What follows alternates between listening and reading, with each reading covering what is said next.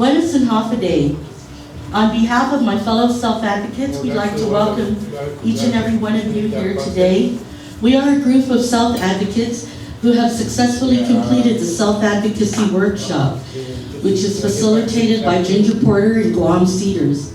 We have learned to identify our needs, understand our rights, and speak up in an assertive manner to seek what we need to survive within our society. We realize the sacrifices that you had to make in order to attend this forum with us today. Just to emphasize the importance of how much our voices need to be heard this morning, one of our self-advocates had to miss. I'll get back to you this afternoon, okay? I'll get back to you this afternoon.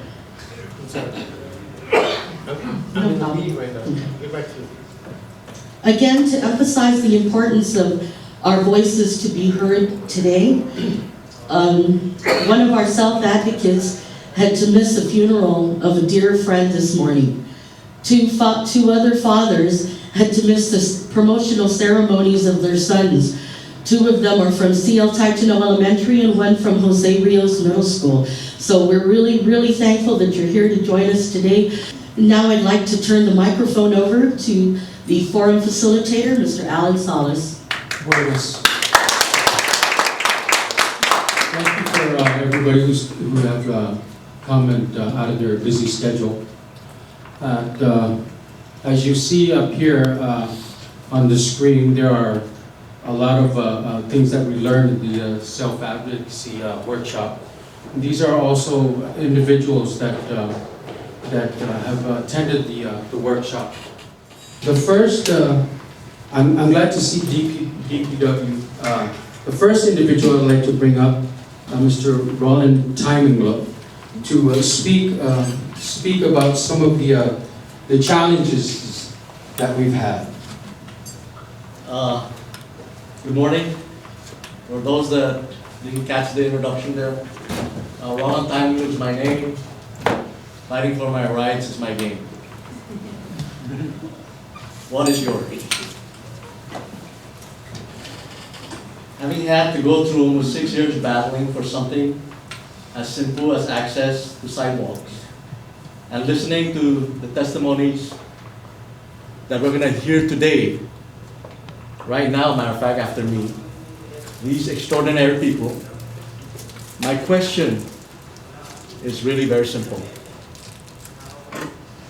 But before asking my question, I need to say that having been on a wheelchair for 35 years, as a result of an accident, I have witnessed and experienced the evolution of my surroundings and treatment of persons with disabilities here in our community. There have been some extraordinary accomplishments, and there have been missed opportunities as well. There are more wheelchair accesses in restaurants, hotels like this wonderful facility here today. Amen. Stores, government offices, as compared to when I first experienced the use of a wheelchair 35 years ago. There are more program access in schools and the community for many different disabilities in comparison to just 20 years ago. But there are still many that needs to be done. And doing what needs to be done is the struggle. I worked for many years, contribute into the Guam tax base, but unfortunately, feel like I've been shortaged, especially when my tax money is used to finance a government that sends sometimes an arrogant message. And I say that with love. I believe that we all want to help people with disabilities, not in the form of charity or pity, but as a community that recognizes that every individual has value, has something to contribute. A community cannot claim glory when time and time again it neglects its moral obligation.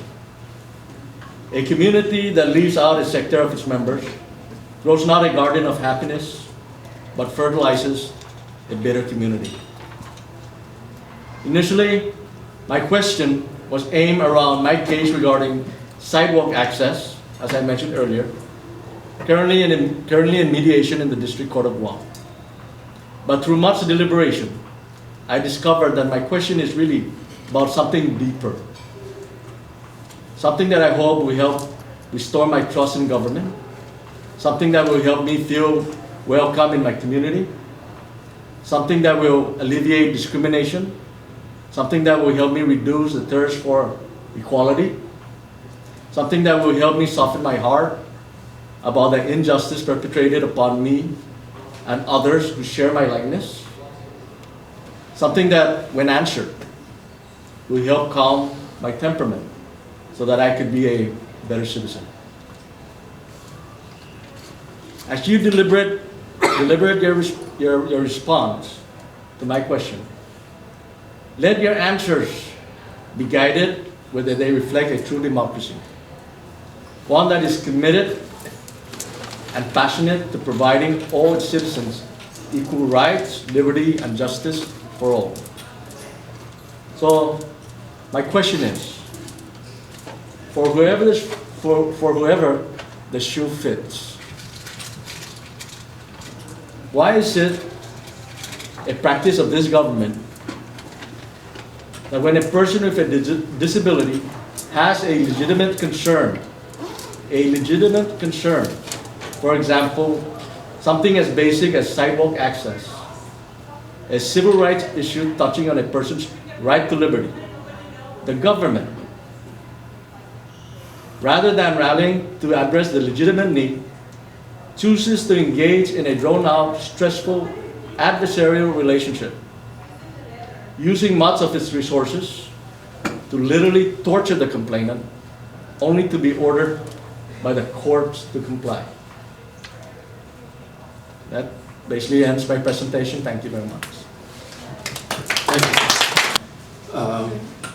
I know that the agencies have seen what we need to get done.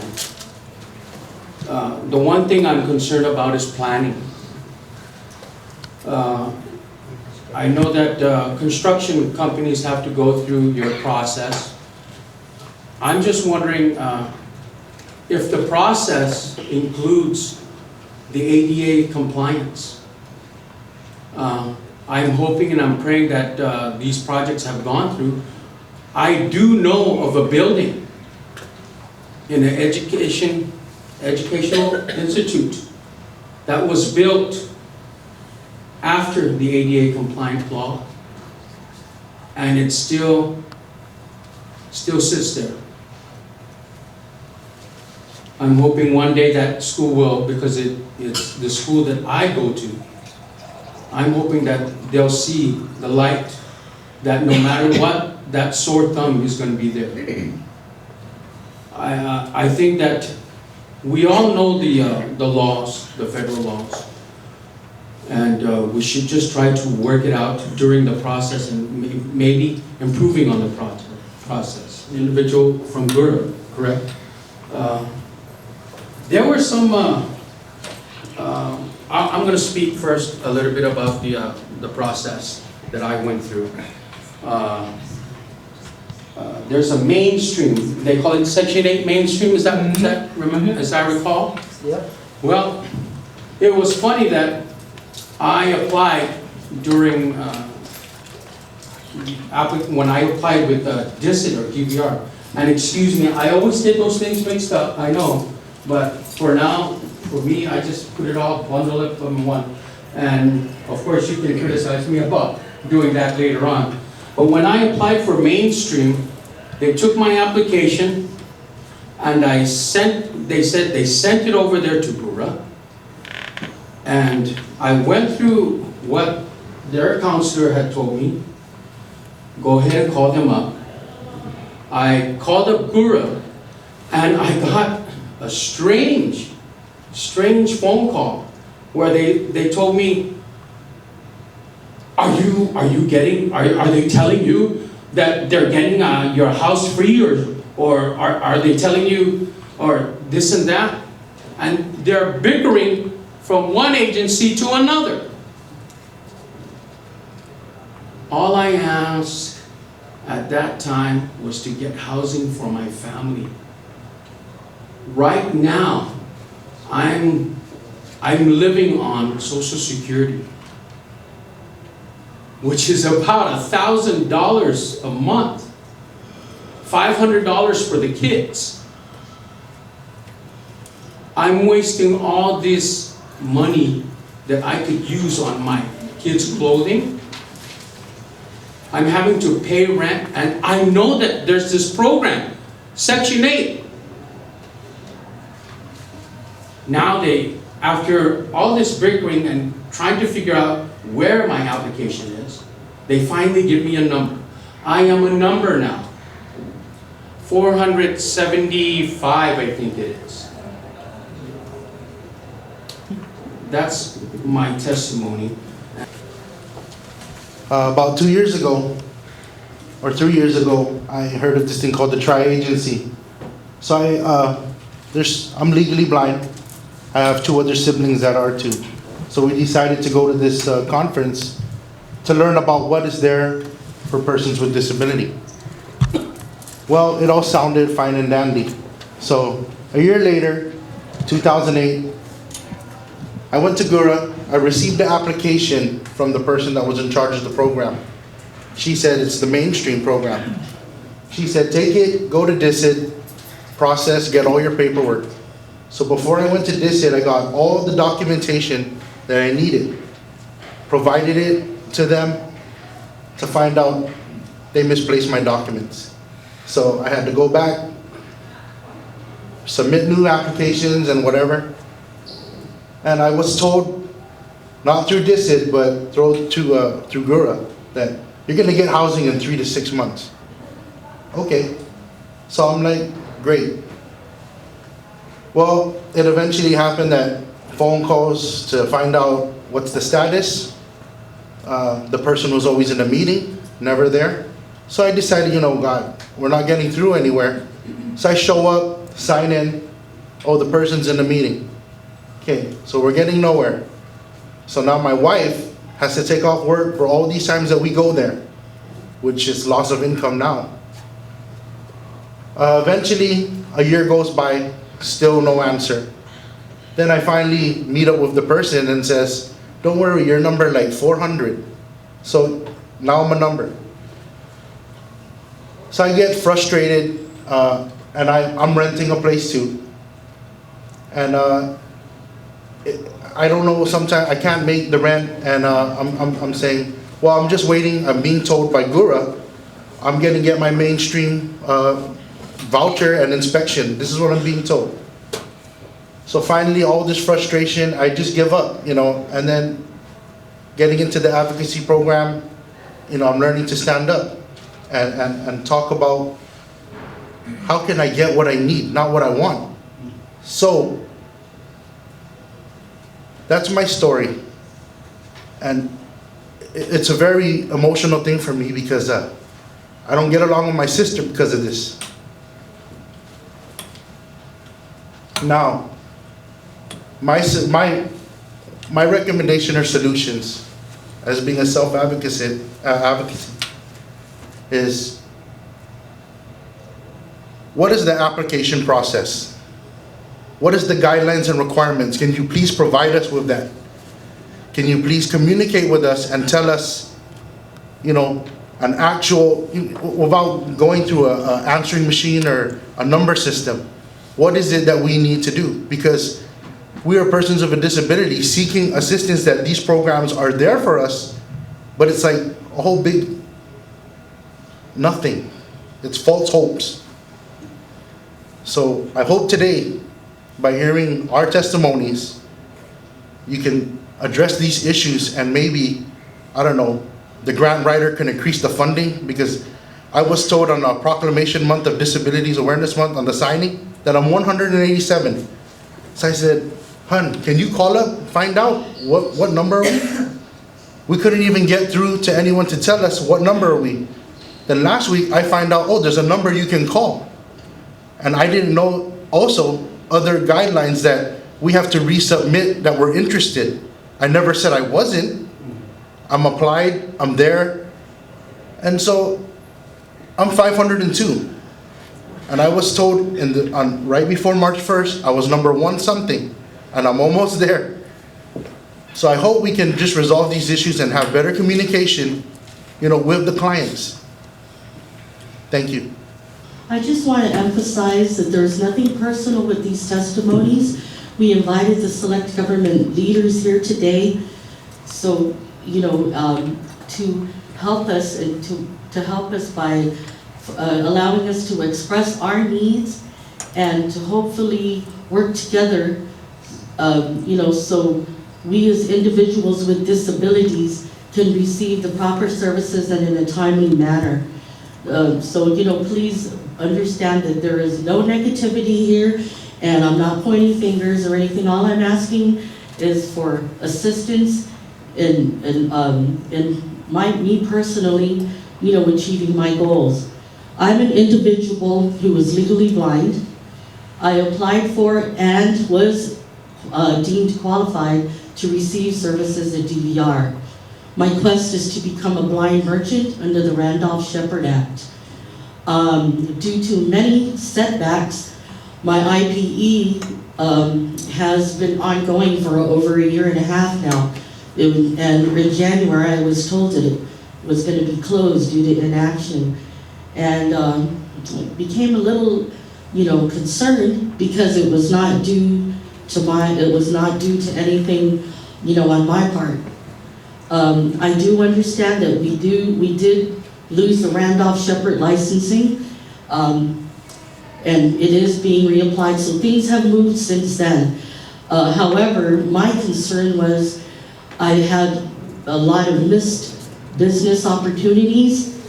I've become stressed, and I've also had a loss of potential income to support my livelihood, due to the delays. I do understand that the ball is rolling now, and but my concern and what I'd like to ask is for open communication, to be better informed of what it is that it's going on, that's going on with my IPE, what measures are being taken, and my inquiries have fallen on deaf ears for many, many months.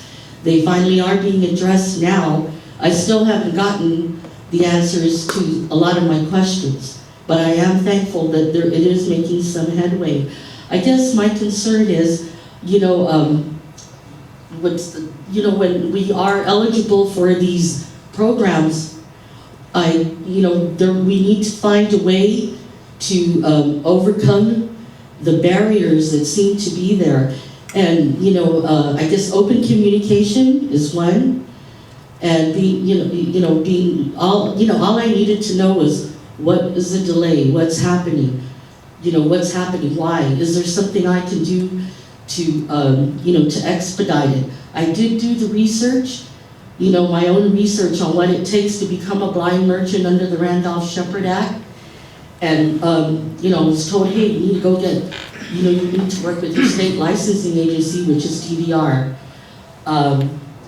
So that's my concern. Why, I just wanted to know, how can we break down the barriers which seem to exist and delay us from getting the proper services that, that we require to enhance our lives, not only for ourselves and our peers as individuals with disabilities, but there are a lot of us in our community also that have children with disabilities who are, we want to pave the way for them, to have a good life.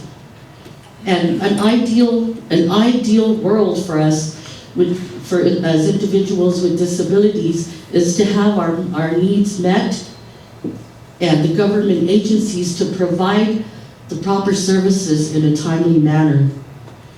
Just recently, I was appointed the chairperson, was part of the committee, and there are many of you here that are part of the committee for the Randolph-Shepard Act. So I'm really happy to say that, we have made some headway. But I'd like to continue along that path because it's getting harder to survive. I'm 50 years old. I just turned 50 years old. When is my business going to take off? I'd like to not be on government programs, on federal programs to help me survive. So please, how can we break these barriers? And there is one other thing I'd like to touch on in closing, and I mean no disrespect. We were asked to be a part of, the group of individuals with disabilities, were asked to participate in a steering committee for the Computer Resource Center over at DISID. And it was a great idea, wonderful idea, we got the funding, but what saddened me was when, we were asked to give our input, X, Y, and Z, when it came down to it, what was actually, the outcome was A, B, C. So a lot of us feel that our input was insignificant or not even considered. We should be excited about this computer training center, but we're not. It's not the proper, the software or the hardware that, that we needed, or even our input. And I'm speaking for quite a few individuals, not only with low vision, being blind, but mobility, learning disabilities. And I mean, this is nothing on a personal level. So I'd just like to open up the communication lines and ask for your help for us, to live in an ideal world, what we think is an ideal world. We are individuals with disabilities. We matter. So please help us. Thank you.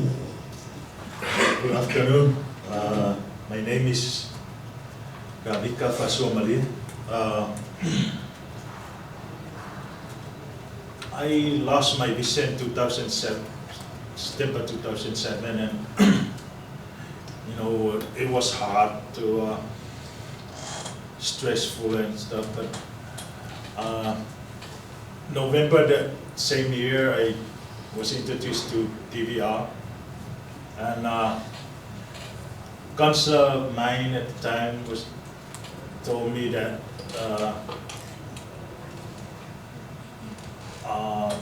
in 2 or 3 months I will go to the blind school in Hawaii.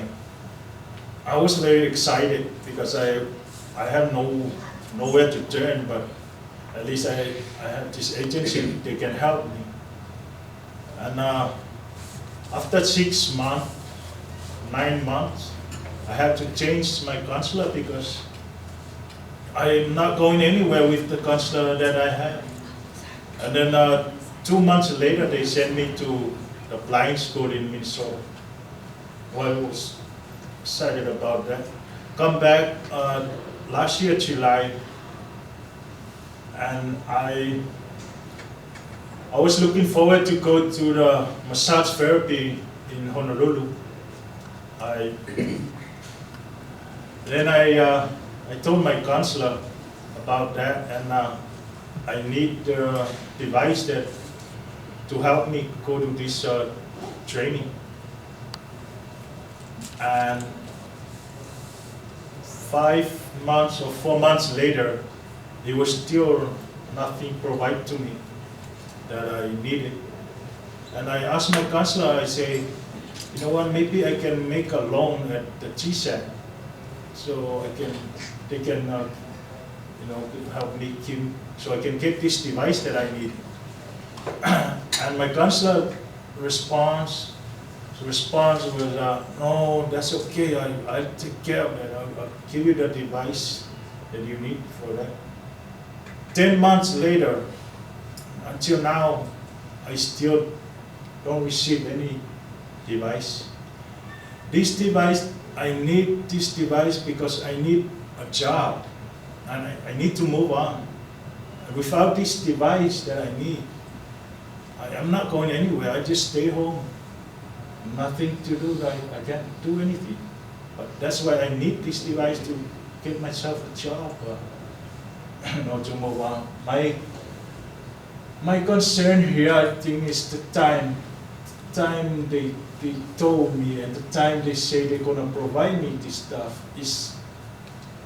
I don't want to end up like my other sister, Lisa Oakwood over here. She's blind as me, she got her device 2.5 years later. Take that long. Why?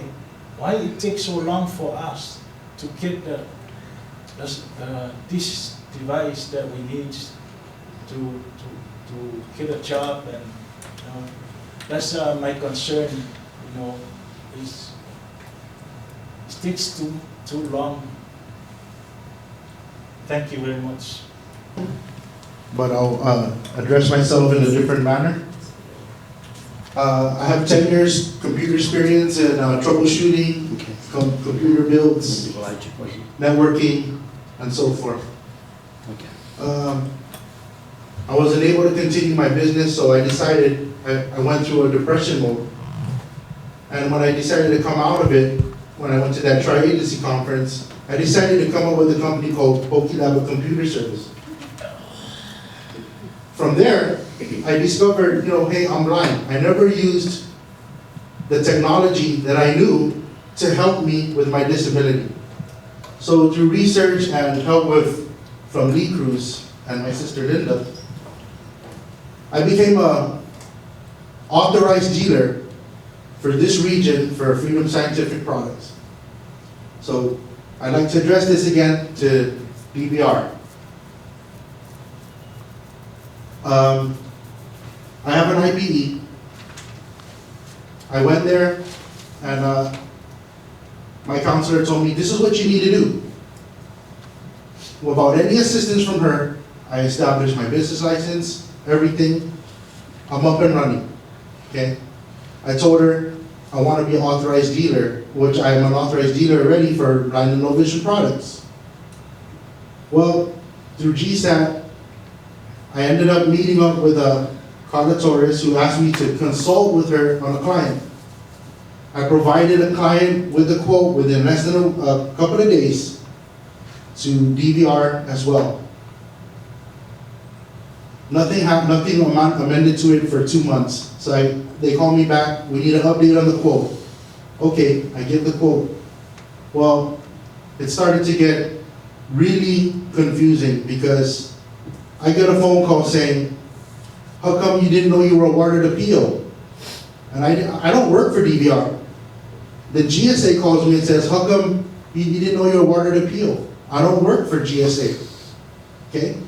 I just provided the quote for your client. Well, to find out, the client calls me and tells me, oh, I'm glad to hear that you're already rolling on the products. And I'm like, well, if DVR and GSA wanted to play ball, they would have looked at my terms and a prepayment. But I guess with the procurement office there, they just assume that I'm gonna fork out the money out of my own pocket, which I'm just a starting business person. So then I ended up meeting up with a couple of the department heads, and I was told, you gotta find the money on your own. But we wanna use you to show that DVR works. So then I got an email saying, I'm no longer a qualified vendor, I'm disqualified. So the barriers here are, I have to tell GSA and DVR that I was awarded the PO, but they don't procure prepayment. But on the bottom of a PO that I finally received says authorized payment. There's a checkbox. So from that time, I just started to get more depressed and, went nowhere. So the client will call me and ask me, is my product here? I said, I have no idea what you're talking about, The other thing about it is, let's just get over the barriers and try to work out and iron out all the situations with the communication with the client and the counselor. I'm thinking, I'm a client, I have a solution to help the blind and low vision community, but apparently, it's not working out. Because there was no communication down to when I would do shows and set up demos. The counselors will come to these demos and would not even come up to my booth and say, good job, what's this about? I have no confidence in DVR work discipline. That's just my personal feeling. And Thank you. I hope we can correct these issues. Next testimony is actually the lady she's the one who runs my feet over when I get too serious. Last time I did a GSAT conference, she told me that she was going to go to the restroom, but I know that she was trying to run over my feet. It's evident doing this. Thank you for that remark. And no, I wasn't going to run over his foot. Good morning, everybody, as well as good afternoon. We all know that with services, we deal technically with a lot of obstacles and barriers. Within the government of Guam, when it comes to services and so forth, we have what we call the AAA process, okay? And I'm gonna tell you that I have a different AAA process, and that's advocacy, action, always, okay? Amen. We need to show a lot of that, and really the key word is to become more independent with our daily living activities. And being an individual is just not an easy task, but as Roland mentioned, 35 years, me, I'm clicking, 40 years of my life. And it's not getting any easier. I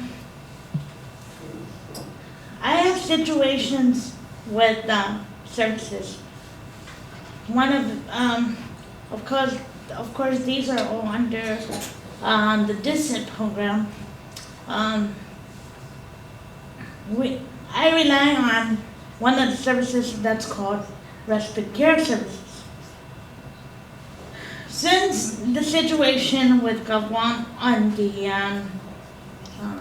permanent injunction, it has left some of us hanging who don't need clinical service. Again, we managed to repair one, but damaged another service that had no severe problems in the past.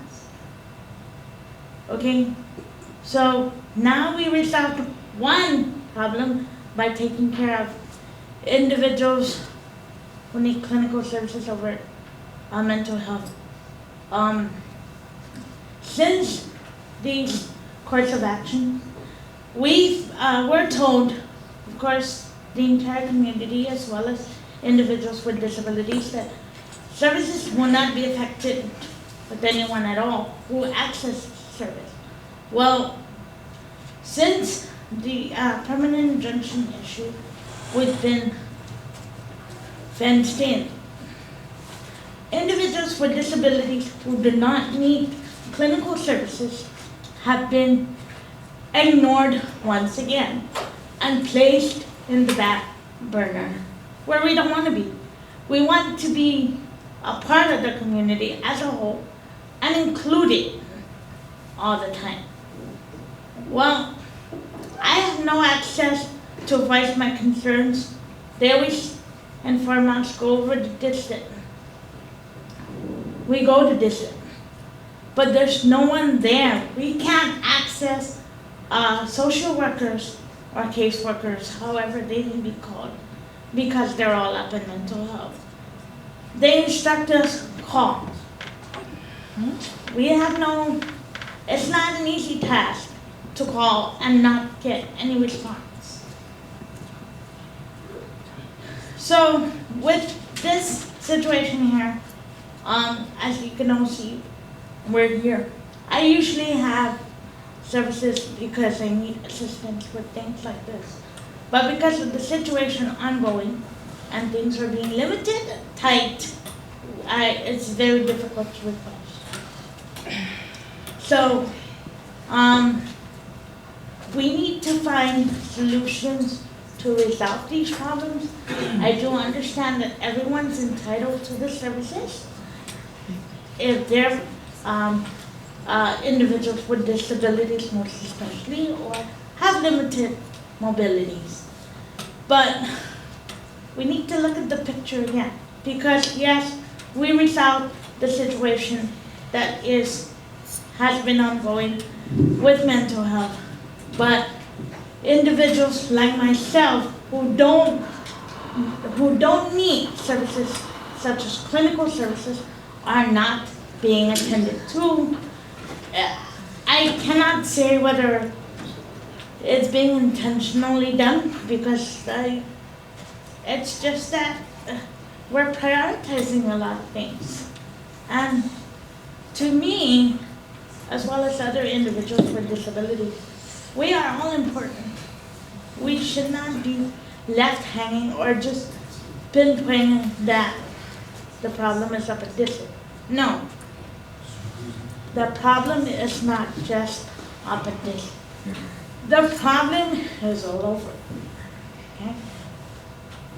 So we need to look at this situation and see if we can come up with a solution to rectify these problems. Because right now, to go up to CSS and say I need services, it's very difficult, because they say we're limited. We have to see what we can do to accommodate these individuals. And for this rotation that just occurred, whatever happened to choices and dignities for individuals with disabilities? Whatever happened to empathizing instead of sympathizing, and thinking of the intimacy of the individuals that need to deal with the services that require these services?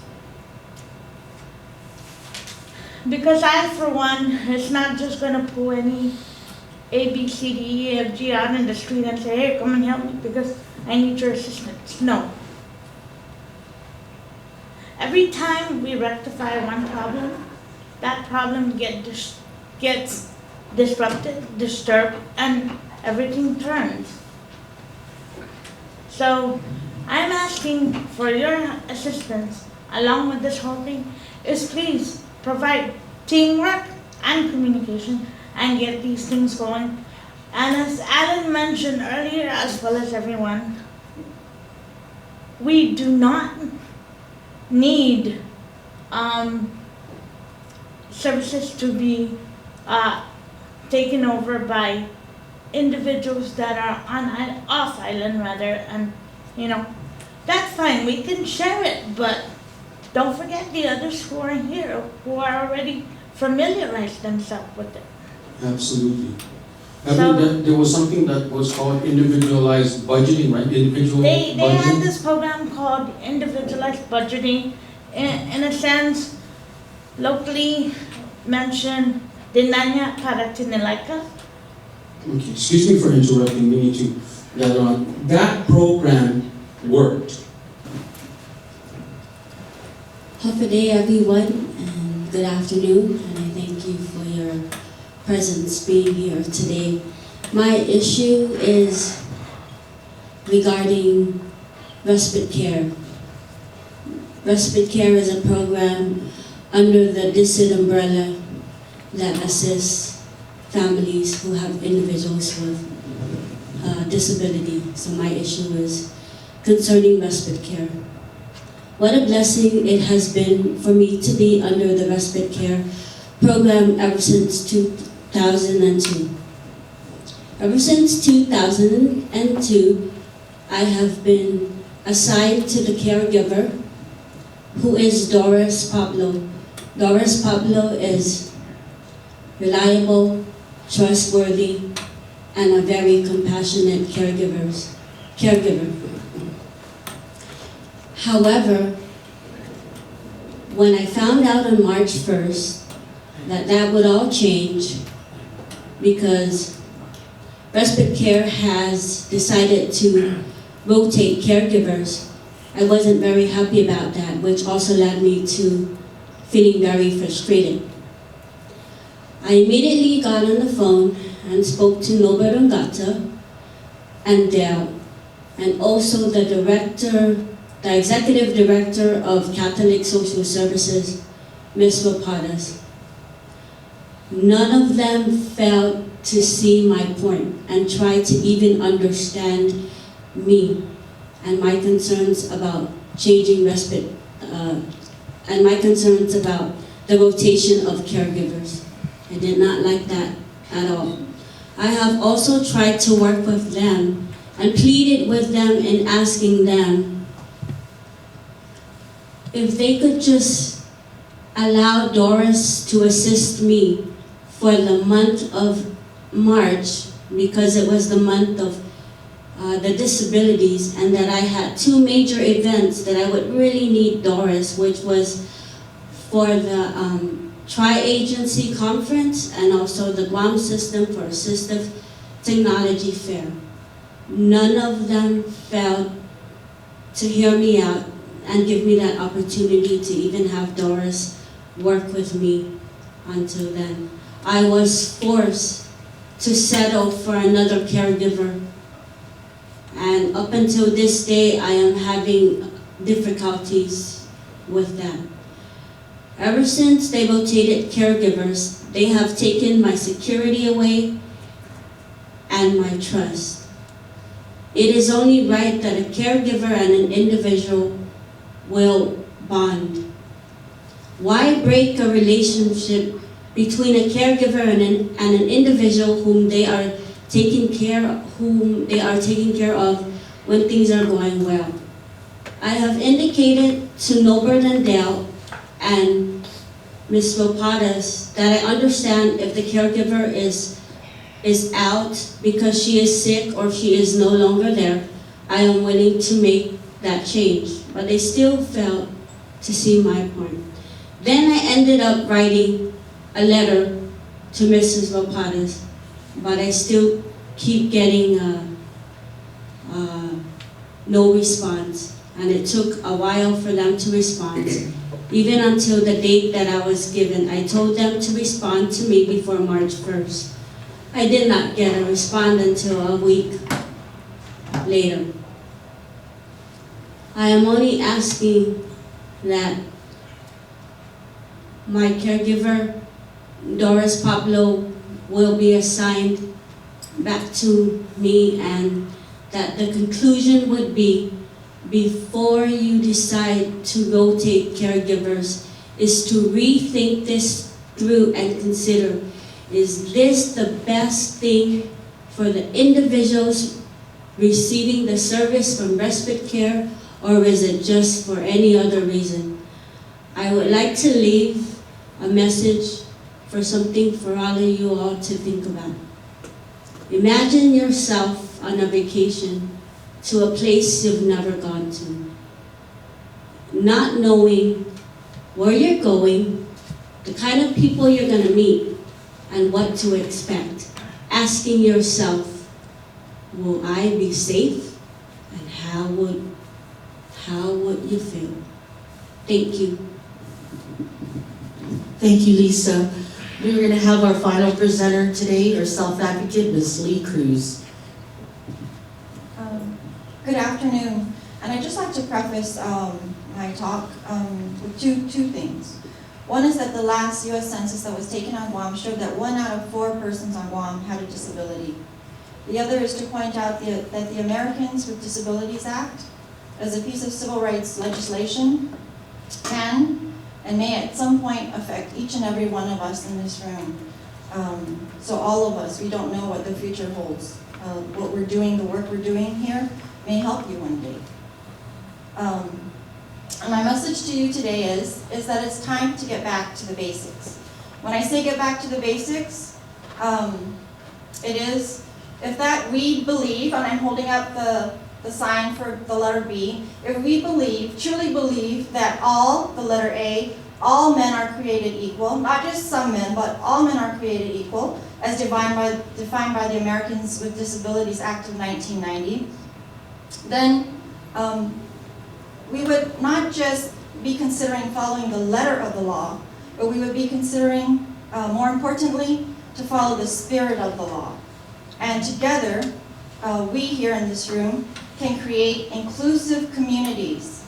Inclusive communities, communities that are accessible to individuals with disabilities and all citizens. Did I forget my I and my C? Inclusive communities successfully. So basics, getting back to the basics, is to believe that all men are created equal. The ADA supports this, and that we would follow the spirit of the law to create inclusive communities successfully.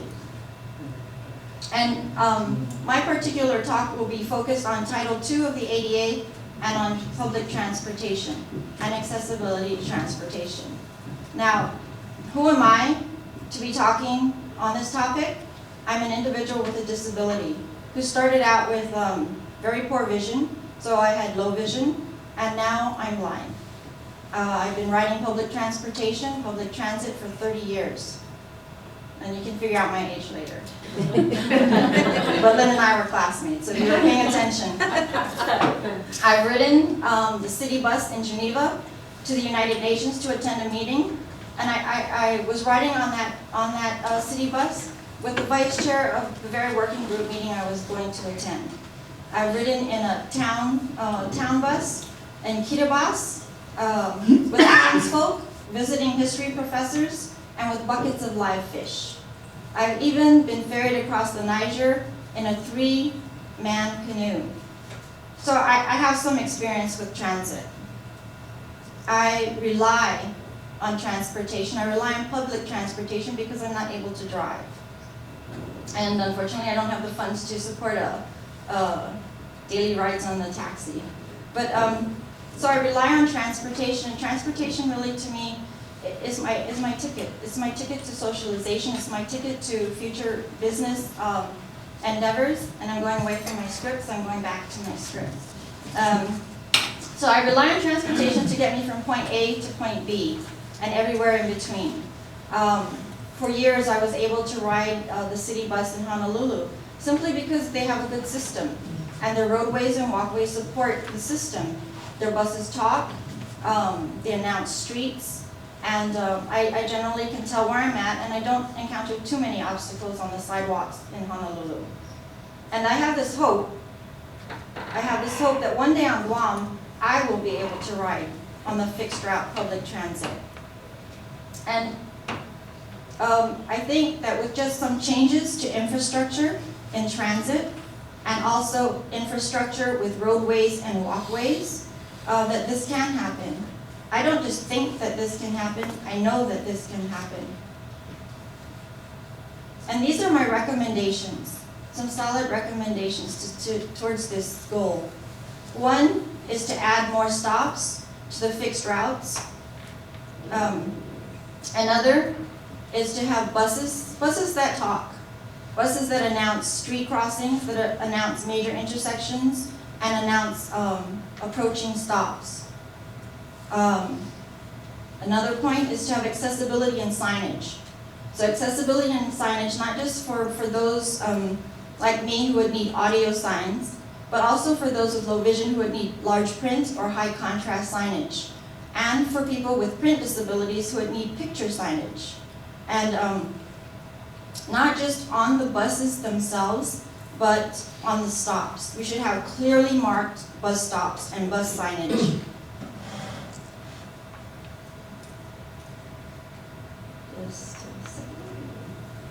Most importantly, I think, is that when you are a service provider whose mandate is to level the playing field for those of us with disabilities, if your mandate comes from a law that says that you're supposed to provide equal access, as we talked earlier, the Constitution of the United States, all men are created equal, and the Americans with Disabilities Act, then following the spirit of the law and the letter of the law, I think it should be very important to provide good customer service. And what is good customer service? Good customer service is service that has a sensibility and sensitivity of the needs of persons with disabilities. And particular to the paratransit, I think that there should be a backup system for then when ride demands cannot be met, because there's supposed to be 100% guaranteed rides. This is not happening as the system is now. There should be a scheduler who is available from 8 o'clock in the morning until 5 p.m.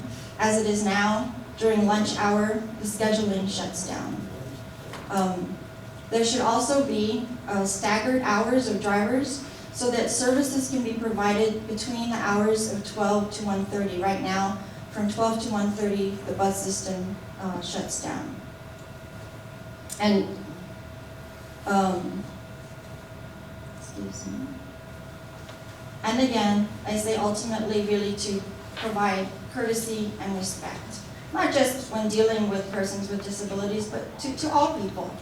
It's just, anyway, it's common sense. It's common courtesy.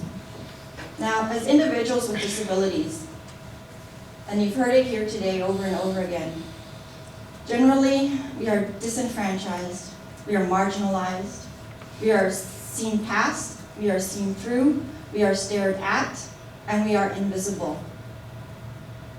And when we approach a service agency,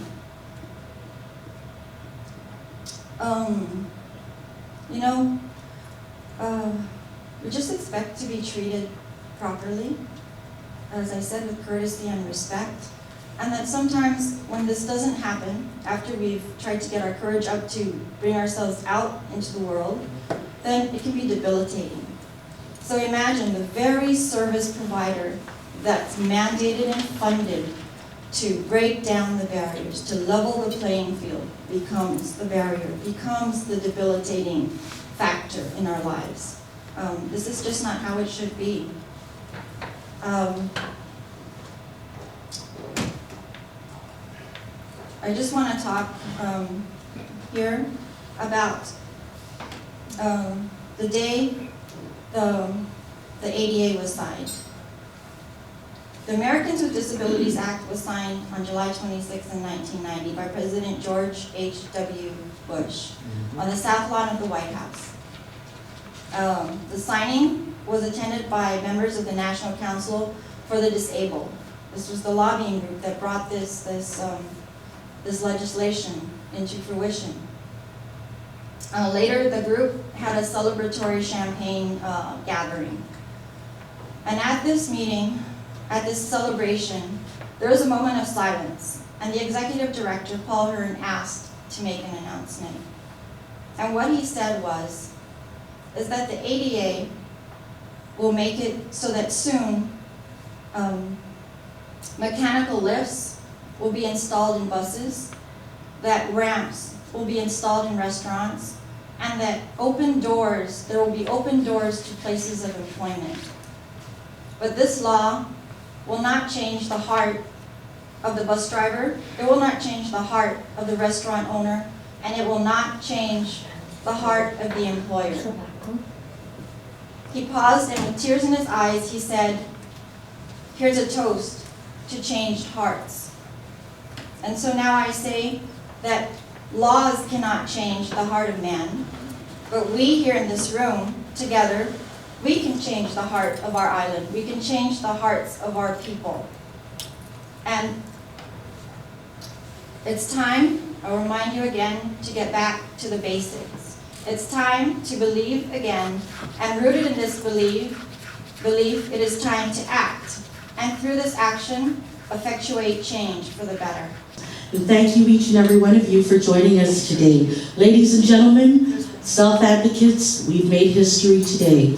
This is the first time in history that an organized group of individuals with disabilities and the government agency leaders have come together with a proactive and positive approach to problem solving.